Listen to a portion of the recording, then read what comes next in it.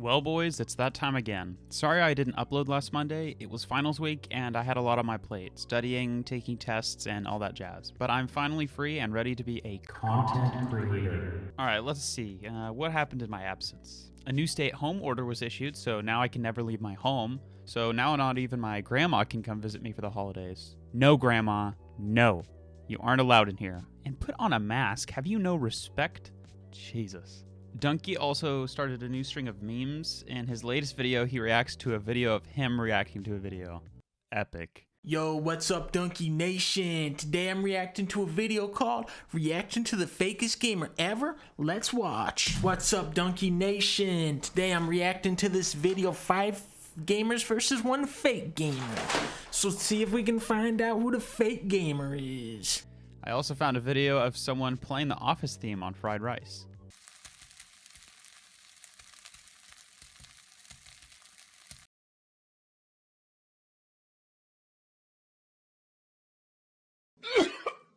Anyway, Cyberpunk was also released, so that's what I can spend all my time inside doing. Yeah! I've thoroughly enjoyed the game so far, even though I've crashed 9 times now.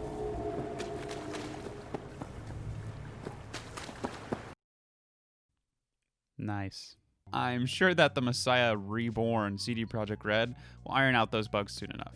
If I have enough respect for them to make a video on The Witcher 3, I shall practice my patience, especially so soon after release.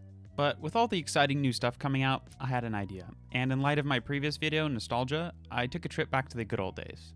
November 10th, 2009, the release date of Modern Warfare 2. I played Modern Warfare 2 on its release date by getting the Modern Warfare 2 Xbox 360 bundle. It came with a game, console, 2 controllers, and an extra 250GB hard drive. This game was so fun when I first played it, I sunk hours into the multiplayer, and even more into the local multiplayer. My friends would come over and we would all play a hardcore free-for-all, accusing each other of screen-looking. It was loads of fun. Nowadays, it's pretty unlikely that you find a lobby in multiplayer, and even if you do find one, it's probably hacked. The first time I tried playing multiplayer on PC, I accidentally stumbled into a hacked lobby and immediately gained 10th prestige. This game is also known for being the memeiest of all the Call of Duties, transcending its video game form and becoming immortalized via Montage Parody. But the campaign for this game is incredible and action-packed, and I want to take you through it. It begins at a US Army base where you play as Private Joseph Allen, showing new recruits how to shoot. Briefly after, you're sent to the Pit, a training course that General Shepard of the US Army wants to see you run, as he's considering you for a position in a highly classified CIA operative. After seeing how Private Allen performs in both the pit and the battlefield, he invites you to join Task Force 141, an elite group of soldiers overseen by Shepard. The focus then cuts to 2 members of Task Force 141, John Soap McTavish and Gary Roach Sanderson. For the purpose of simplifying, I'll just refer to them as Soap and Roach for the rest of the video. They are scaling a massive mountain in Kazakhstan, on the top of which is a Russian airbase. Their mission is to secure an ACS module that came from a fallen US satellite. The importance of this ACS is that, if cracked, it will allow Russian forces to infiltrate the US without being detected by radar, which is a big no-no, and will be extremely important later. So Soap and Roach infiltrate the base, retrieve the ACS, but then are unfortunately compromised. They're able to escape by the skin of their teeth thanks to some explosives they had planted, and the hijacking of snowmobiles to make an epic, albeit unrealistic escape. Stand by! In the throttle, keep going!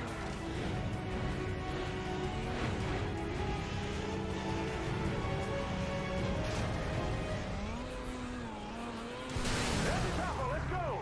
However, all the thrilling, are they going to make it kind of moments are what really define this campaign and give it its charm and character. And who wouldn't want to play a game whose soundtrack is scored by Hans Zimmer? Can you believe that? I just found that Hans Zimmer. Huh. The focus then cuts back to Private Allen and Shepard's special CIA operation. Shepard has placed Allen deep behind enemy lines, masquerading him as a sympathizer of a fanatic terrorist leader, Vladimir Makarov, to gain his trust.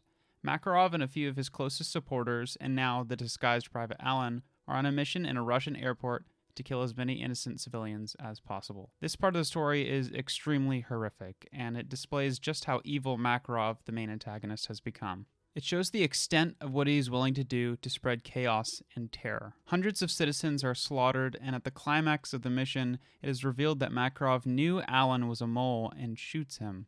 Thus, the entire stage for the rest of the campaign is set. Countless innocent Russian citizens dead in a terrorist attack, and with the only trace left behind being a dead US CIA operative. The Russian government is outraged, being led to believe that an American was involved in the airport massacre, resulting in a World War III scenario.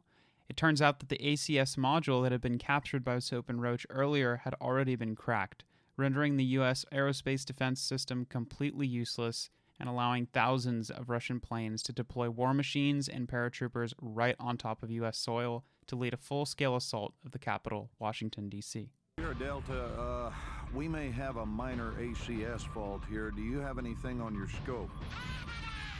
Sierra Delta, repeat. I'm looking at fighter jets over I-95.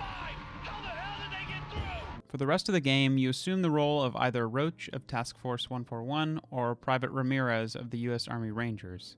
As Ramirez, you're in the intense ground war defending American soil, constantly pushing closer and closer to the Capitol building. But most of the interesting stuff happens with Roach and 141, so we'll focus on that. Switching back to the perspective of Roach, Shepard commands the 141 to focus on finding any intelligence on Makarov and eliminate him. So the various members of 141 go to carry out the mission, the most important members of which being Roach, Ghost, and Soap. First, this leads them to the favelas of Rio de Janeiro, where they search for Makarov's arms dealer, Alejandro Rojas.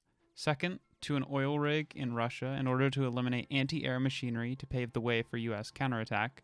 Wait, guys, he did the thing. And then a Russian gulag to save a former 141 member, Captain John Price. Stop it! Price? This belongs to you, sir. Who's so? And escape, of course, again by the skin of their teeth. With the war raging on still on U.S. soil, Price concludes that against Shepard's orders to prioritize finding Makarov, the war in the U.S. is more important at the time.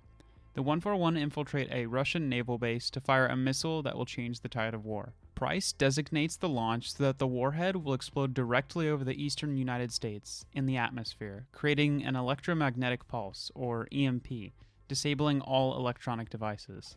The idea behind this is that the Russian invasion is heavily dependent on war machinery such as planes to provide continued support and deliver ground troops. The EMP will turn the tide in the US's favor by disabling the continued Russian effort. The benefit of this decision by Price is experienced as you play once again as Private Ramirez, witnessing the first-hand effects of the EMP. With the threat to US soil tamed, the search for Makarov can continue, and Shepard has important information about the whereabouts of the terrorist. He's either in a state safe house in the Caucasus Mountains or negotiating an arms deal at a vehicle boneyard in Afghanistan. 141 splits up. Roach and Ghost, along with other members, go for the safe house, while Soap and Price tackle the boneyard. Now, this is the real meat of the story. Neither group finds Makarov, but after clearing out the safe house, Roach and Ghost find more valuable intel on Makarov, decide to take it to complete their mission, and get out. Shepard is waiting in a helicopter to extract them out of there. Roach and Ghost, wounded after battle, limp their way towards Shepard to deliver the intelligence and leave, while Shepard has other plans. In a heartbreaking turn of events, Shepard shows his true colors, shooting both Roach and Ghost. This may be one of the most emotionally impactful moments I've experienced in any game. The sheer resentment that I grew for Shepard when I first played this mission was huge, but I'll let you watch it. We have the DSM. We got it, sir. Good. That's one less loose end. No!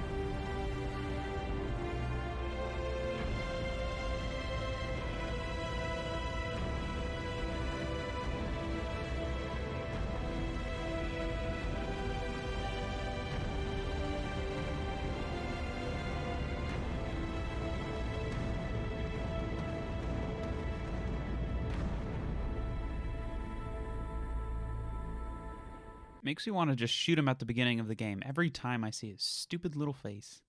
Timer starts as soon as the first target pops. Shepard's betrayal may seem a bit confusing at first, but I can explain. From the very beginning, Shepard's motivations were selfish. The placement of Private Allen as a mole during the airport massacre was an intentional move to start conflict between Russia and the United States, because Shepard had secretly informed Makarov the identity of Allen. With enough money and time, Shepard knew that he could eventually hunt down and kill Makarov. The war was just an excuse to make that happen.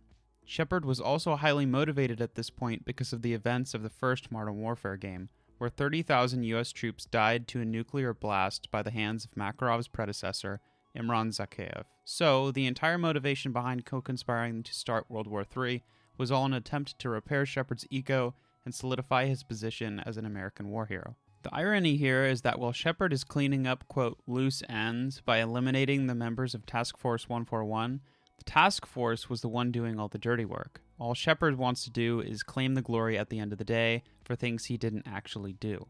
This is referenced as Shepard says throughout the campaign, history is written by the victors. History is written by the victor, and here I am thinking we'd won. The only two members of Task Force 141 left alive now are Price and Soap, who were also ambushed by Shepard's private army named the Shadow Company. However, they are able to evade this initial attack, now knowing Shepard is a traitor, and that their comrades Ghost, Roach, and the rest of 141 is dead. At this point, Makarov is just an afterthought. The true target is Shepard. In the final missions of the game, you assume the role of Soap. At the beginning, you traverse a battlefield where both Makarov and Shepard's men are fighting one another. Knowing that Makarov is close, Price intercepts their radio frequencies to contact Makarov directly, resulting in this conversation. Makarov, this is Price. Shepard's a war hero now. He's got your operations playbook and he's got a blank check. Give me what you got on Shepard, and I'll take care of the rest. I know you can hear me on this channel, Makarov. You and I both know you won't last a week. And neither will you. Makarov, you ever hear the old saying, the enemy of my enemy is my friend? Price, one day you're going to find that cuts both ways. Shepard is using Site Hotel Bravo. You know where it is. I'll see you now.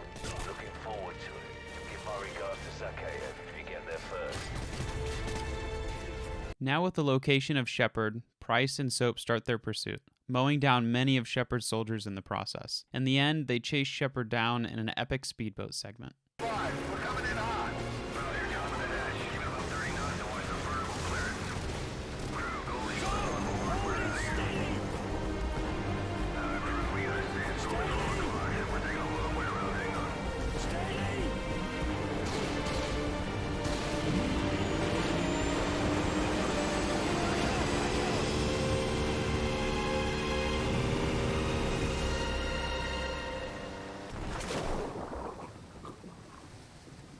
After the fall, Soap is dazed and stumbles, knife in hand, trying to find Shepard.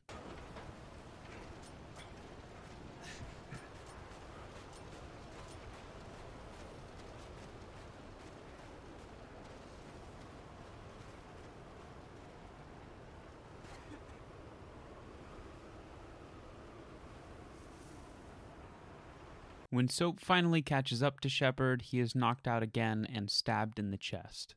Suddenly, Price comes from the side and fights with Shepard. All the while, Soap is pulling the knife out of his chest.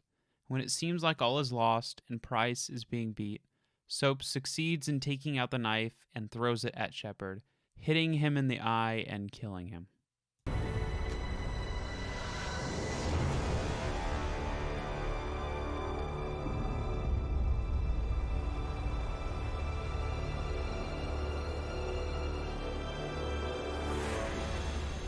Both Soap and Price lay there, near death, after the intense battle that has taken place, and that's where the story ends.